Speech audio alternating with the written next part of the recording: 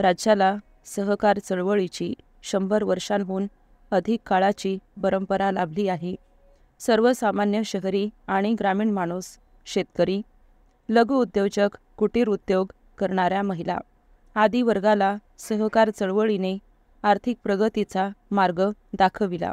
परिच्छेद राज्यात प्रत्यक्ष अप्रत्यक्षरित्या सहकार चळवळीशी निगडीत असलेल्यांची संख्या सुमारे 5.5 कोटीच्या घरात आहे.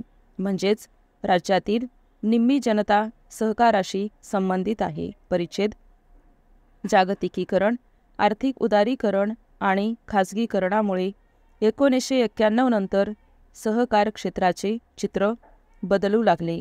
अनेक आव्हाने उभी झाली.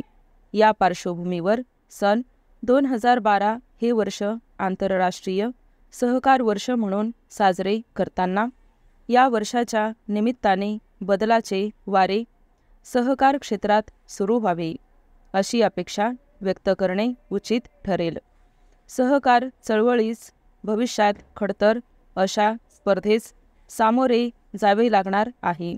या पार्श्वभूमीवर ही चळवळ अधिक सक्षम, निकोप आणि व्यापक करणे ही या क्षेत्रातील प्रत्येकाची जबाबदारी ठरणार आहे. परिच्छेद 97व्या घटनादुरुस्तीमुळे सहकार क्षेत्रात राज्याच्या सहकार कायद्यातही सहकारी संस्थांची व्याख्या केलेली नव्हती. घटनादुरुस्तीमध्ये पहिल्यांदाच सहकारी संस्थांची व्याख्या केली जात आहे. यातील काही तरतुदींमुळे संस्थांचे भविष्यात निर्गुंतवणुकीकरण होणार नाही. तसेच व्यावसायिक भागीदारांना घेऊनही या संस्था चालविता येणार नाहीत. त्यामुळे आपल्या सक्षमीकरणाचे मार्ग या संस्थांना स्वतःच शोधायचे आहेत. सहकार क्षेत्रात शिरलेल्या काही अपप्रवृत्ती संपविणेही आवश्यक आहे.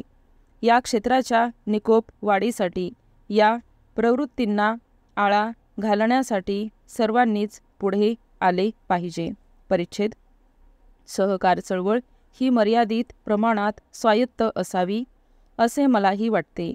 ज्यावेळी सहकारी संस्थेमध्ये एखादा गैरप्रकार सहकारी चळवळीला हानी पोहोचवत असेल अशावेळी हस्तक्षेप करण्याचे पूर्ण अधिकार राज्य शासनाला असणे आवश्यक आहे. जागतिक परिस्थितीमुळे सहकार मोठ्या कठीण परिस्थितीतून वाटचाल करीत आहे. या चळवळीला मदत करण्याचे राज्य सरकारचे धोरण आहे. संकटकाळी सरकार नेहमीच सहकार आणि शेतकऱ्यांच्या पाठीशी राहील.